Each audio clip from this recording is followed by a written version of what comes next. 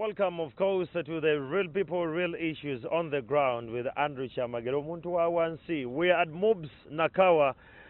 They're having exams here. All I can tell you is that all I am seeing students discussing, people holding notebooks like mine, trying to go through the last module discussions. And today we're going to discuss entirely about the role of police.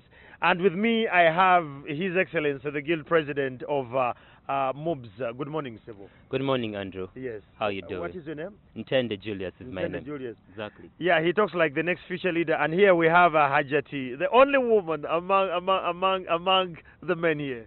I'm Hanifa Pata, and I'd like to wish Ramadan Kareem to all the Muslims out there. Ha! You heard it.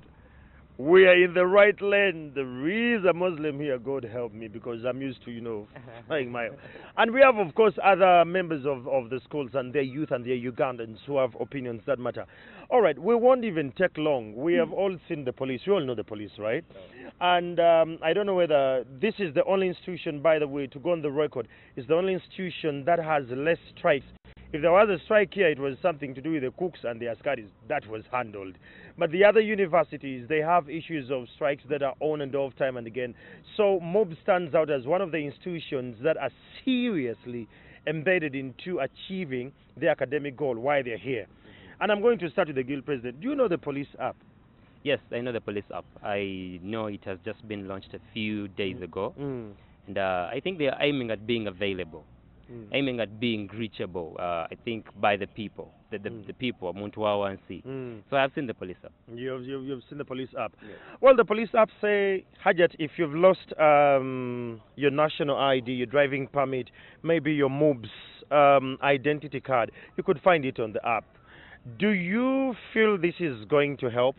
I think that in this very dynamic world, this ever-changing world, the police has adopted a very, very proactive strategy. So I think that in one way or the other, once it's able to operate over time, we shall be able to see a change, a difference, definitely. Well, there you go. That's what she says, and she's in charge of education when it comes to this new cabinet that is here.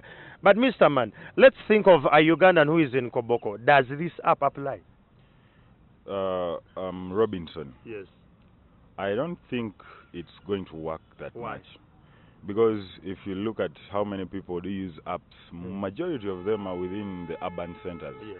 But we have people out of Kampala, out of Mbarara, out of Jinja who lose properties. But then, how many people do own smartphones, first of all, in the country? Yeah, that is 3.4 million.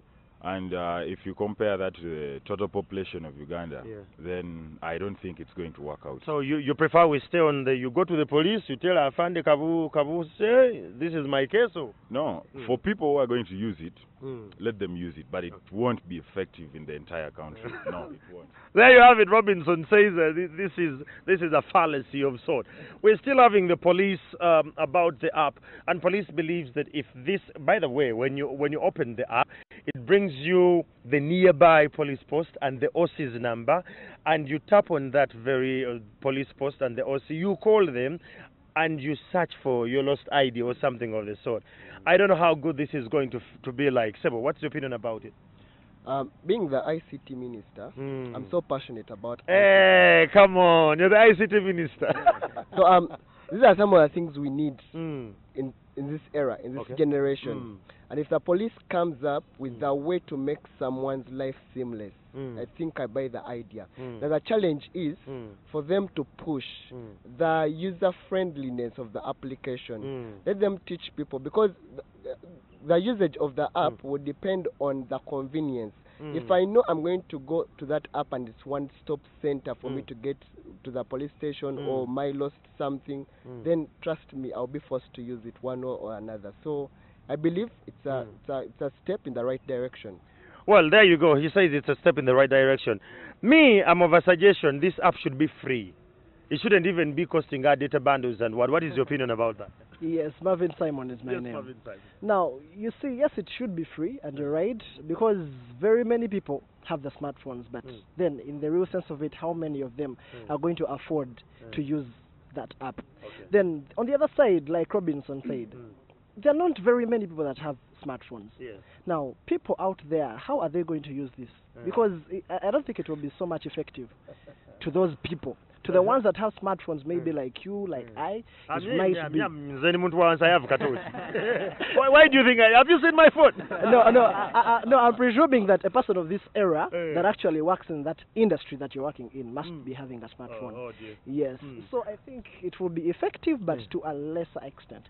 There you have it. We have at least like 2 or 3 people who are saying we should stay the way we were. SMSs, analog, what? The penetration of internet in Uganda is still at the low. It's actually standing at 3.5 million Ugandans, and we have a big population, you know, stretching to reach 40. Well, now that the police has actually brought this up, let's look at the projection. You as a dynamic youth, how would you see this police in the next 20 years? Now that they have the apps, the what? Nyazi Vincent. Now, in the next 15 years, I see our Uganda police, you know, working very well.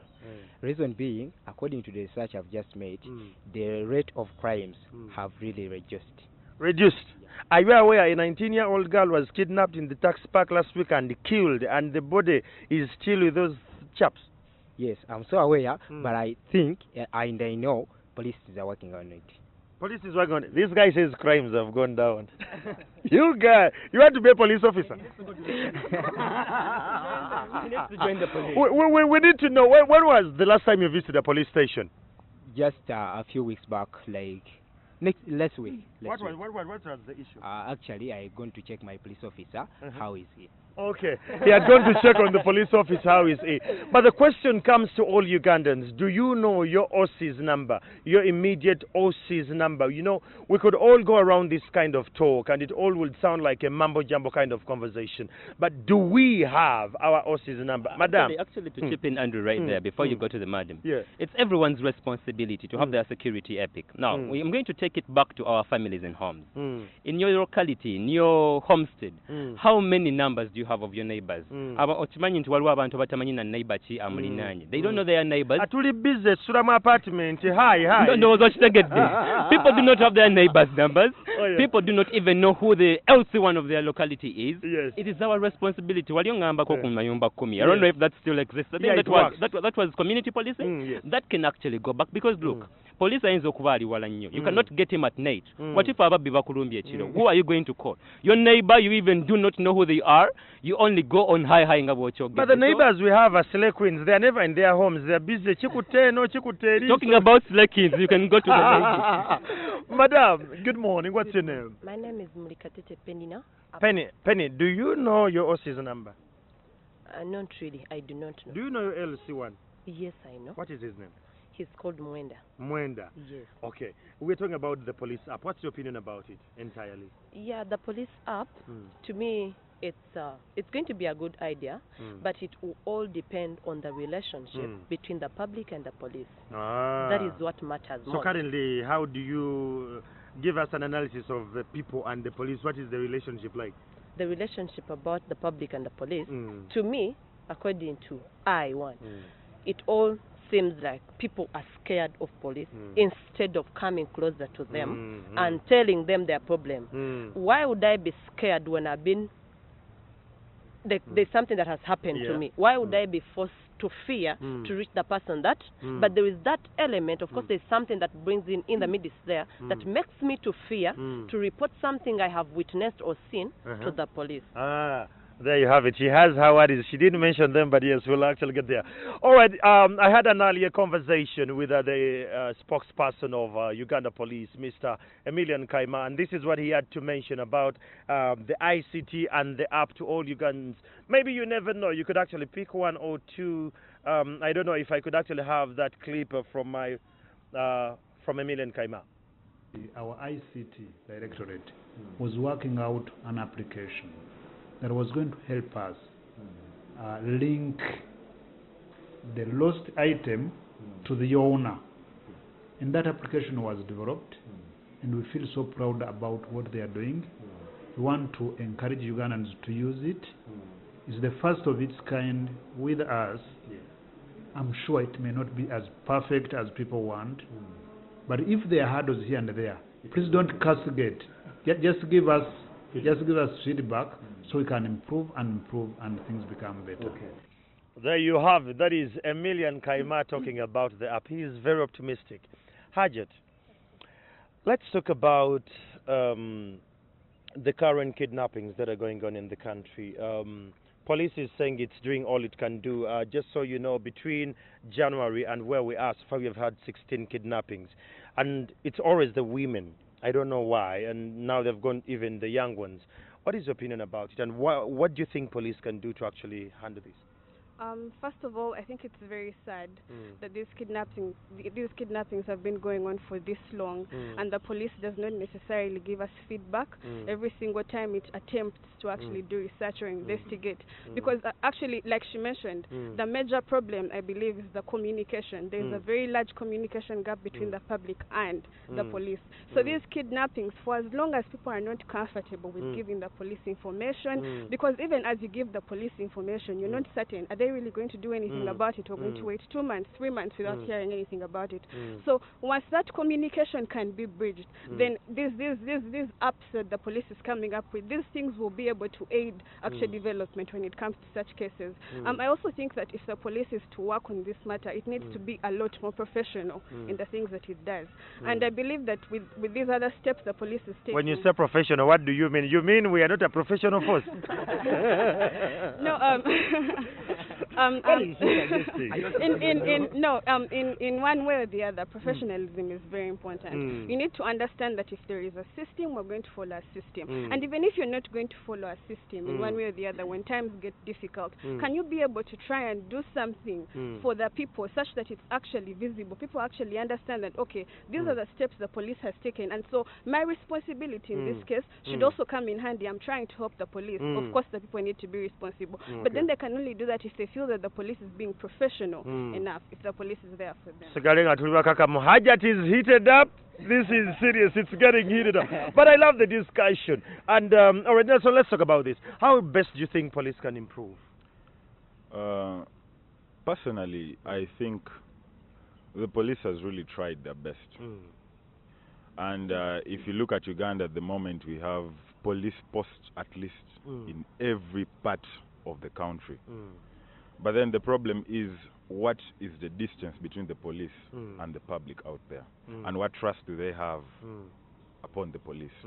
Now, I think this is a problem of trust, because if I lose something right now, or if they kidnap a sister of mine right now, how will I start reporting that to the police? Because you don't even know them.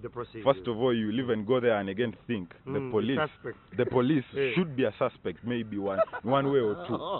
So let's first bridge that gap, so that we are free. In case of anything that we have lost, or we have lost our friend, we are able to approach the police in the most probable way, and we tell them, this is what is going on. Well, there you have it. Now, the guild president, Your Excellency, she's mentioning the relationship with public and police, the same. What do you think has made the public lose trust in police and the entire system? I think police has, to one extent, disappointed the people that are, that it's serving. By so doing, they have not really come out to explain to us why certain things are happening the way they are happening. If there is a case being followed up, they have not really come to explain to us, you see, you get what I'm saying? Yes, I get. So that is now something that has bridged that gap. That's something that has actually escalated the size of the gap between the police and the people. And besides, it is all about gun. In fact, I think I remember in my village, whenever you saw a policeman, you would actually wonder, what's up? People do not people do not think and know that actually the police is your friend. They do not know whether the police is your friend. So I think it is a very, very big thing that the police needs to come down to the people and make them realize, wait a minute, we are as human as you are, and we are here to serve you. I think that's the only way we can do this. Okay. Well, that is the guild president here, Mr. Julius Intenda. He says that it's something to handle with the relationship. We need to improve our relationships. I don't know. The lady here had some issue to do with you're not sure to go to a police station to report a particular case. Are you just afraid of the police, or you just don't know the procedures, you as Ugandans? Yes, the problem is not about knowing the procedures, but just like my president said, when for the first time you have had a case has happened, and all they do is the follow-up, maybe perhaps there's no report that has come out to the community or the public, something happened like this, and this is how we are going to react about it. And so it forces any other person who is penina now, getting a problem, it's like, you're reluctant, like, when I go, who will attend to me? What will be the reaction? What will be the outcome? Anyway, let me die with my own thing. No Instead of going, and the other day the thing is followed up, but I am not helped at the end of the day. And all we need from these people, it is their help. Okay. That is the main thing. There you have it. This is interesting. This is interesting. Now, this is entirely about the image of police and all that and how it comes through. Now, there is a notion at university levels, and of course in Mobantu Bangaba 1C, most Ugandans prefer to talk to the thieves than talking to the police officers. What is your opinion about that? Let me say, you're laughing because I'm sure one day you just told the thief, now, maybe on a personal basis. Sometimes it is also because of the gap that we have between the police and actually us ourselves. Now, me choosing to speak to a thief rather than speak to the police, in most cases, maybe because of your personal record, and then also according to what you believe in. It is also another issue. But then to add on what you were talking about earlier on, I think I have a kind of a different opinion. Yes, the communication gap is there, but then let's think of the investigation level of our police. I think when we compare to other countries, the investigation level is very poor. Now, take for instance that facility where the evidences are all kept and what, we get to realize that it is only one person, actually, one police person. I think there were two that guard the place. I mean, it is very absurd to find out that such a national facility, which is of importance, can be guarded by only two people. There you have. Oh, the president here just said it sickens. Let's have Emilian Kaima talking about the entire image of police and what he believes about the image of police later on. I'm wondering if I can have that clip of Emilian talking about the police image with the public as well. Policing is a very, very complex thing. Everybody have their own opinion about you. I tell you, even when I'm off duty, you still think about these things that happen. A murder has happened, a kidnap has happened, an assault has happened, a fire is erupting, there is a terror attack. Even far beyond our borders, you still think about this and say, how is it going to play? The expectations of the public are very, very high. Sometimes we disappoint because the bar is very high, but also sometimes the mistakes are there by our own officers, and that takes us very far down the drain. But yes, I hope the image will keep changing because the will to serve people is there. I tell you, we have had challenges even with the journalists because sometimes they don't understand you, don't understand them, so you clash a bit and the image gets tainted. Then you work it around the clock to improve it. It's work in progress, and I wish Ugandans knew 50% of what we do and had a feeling of what we go through. Most of them would be our allies, but many of them don't surely know. Well, there you have it. That is Emilian Kaima talking about the police image and all that. Now that we have had all those challenges, we have given the projections, how best do you think this police needs to be handled? So, do we need to give more parts to DPCs? Do we need 3 IGPs? What do you think needs to be done, Kwanza? I think the police should get couple of trainings. Yeah, because when you look at the current police right now, it's like it's not that well trained. Because you find a police officer handling a case like nursery teacher. Yeah, so please. Okay. Yeah. Well, there he has it. Me personally, I can say, I think the police has taken so much interest in those big offices. There is so much care about who is the IGP, who is the deputy IGP, who is the DPC where. But they are not looking at people who are going to deliver these services down to the people. The those constables. the constables. They don't care who is a constable or what, and how that constable is living. First of all, believe me, if as a human being, if I'm a constable and you don't even care about where I do sleep, what I do eat when I'm in the field, what do you expect me to do? You're going to be corrupt. I'm going to be corrupt. I'm going to ask for a penny because my family has to survive. Of course. Hajit.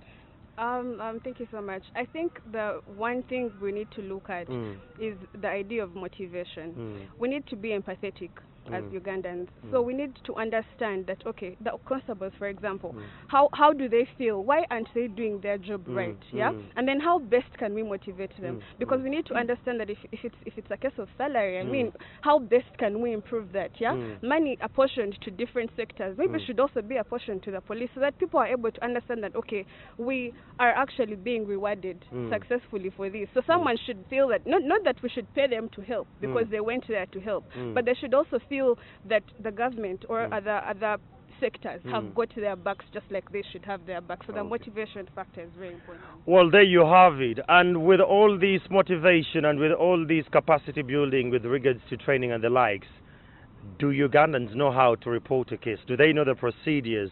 Most of us, when we go to police stations, we are agitated, we are frustrated, we are bitter. And this is Emilia and Kaima talking about the procedures on how best you can report your case. There are very many levels at which administration is done and which division.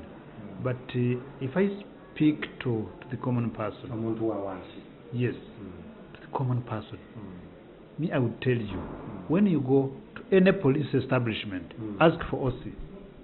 OC means the officer in charge. The OC could be OC of a police post, OC of a police station, and the OC at a division or a district is the DPC. Now you may not know who the DPC is. You may think the bigger the size, the bigger the office. And it's not true. But what helps us most is the uniform we wear. When I wear the uniform, my name is seen. So if you ask for OC and you find his name, jot it down. Tell him your story. Now, the OC should be able to have a sieve in his mind to know that this one is a case that we are going to entertain. But it's a case of family, there is child and family protection. And they will guide you where to go. This is the land matter, it goes to land protection.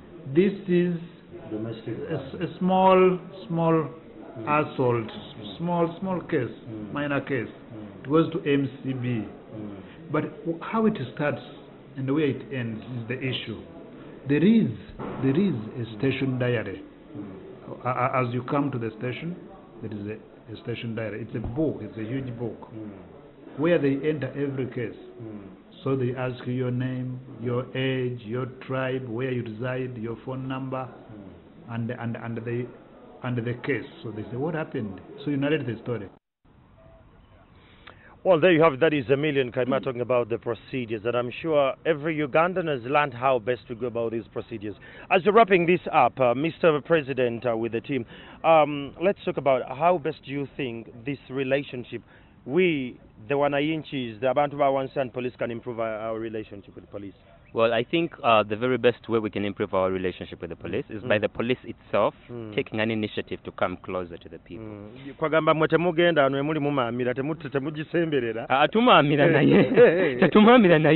It is them to show the picture. Look, a person that has gone probably to school can actually tell, wait a minute, these people are just like us. Now, there are those people in this country that actually feel this police is an alien to them. Now, talking about something you had spoken about earlier, the saying used to go, it is as easy as you cannot milk a cow that you've not really fed, okay? What do you mean by that? I'm not good with riddles. The police that we are expecting too much from needs to be facilitated. Okay. Some of these people that are actually doing the most work in the police are being starved out there. Okay. That is why you see they will actually not mind if I told you come and report a case, because after all, what am I going to get? But again, it's also our responsibility as people to make sure that the police is our friend and that security is actually done by us. Look, now, if I ask you, how many times do you tell people where you are going when you're going? Because sometimes things happen to us on transit. You do not know what has happened on the way, but how many people at home have you told that I'm actually going to this place? Okay? If you've taken a taxi, have you taken an initiative to make sure that you know the number plate of the taxi? We baba bakubbi omanyi walk reporting, because that police mujiwa obuzibu. Okay. Well, there you have it. That brings us to the end of a very good segment here. Real people, real issues on the ground. Well, of course, today we were at Mobs Nakawa here, and they've raised a couple of issues. The relationship, what I'm picking, the relationship needs to improve between the public and the Uganda police. Motivation, capacity building with regards to the force need to be really taken as priority. And above all, we need to motivate them, like Hajat said here. Well, back to you, Mala, in studios. Thank you so much, Andrew Chamagero, for that segment. It was quite insightful, and we have gotten, you know, to understand what the students think, and I know they are a representation of, you know, a big number of the public. So when we come back after this short break, we'll be joined by the Kampala Metropolitan Police spokesperson to give us more information about the procedures we need to take when you need to actually approach the police. Stay tuned.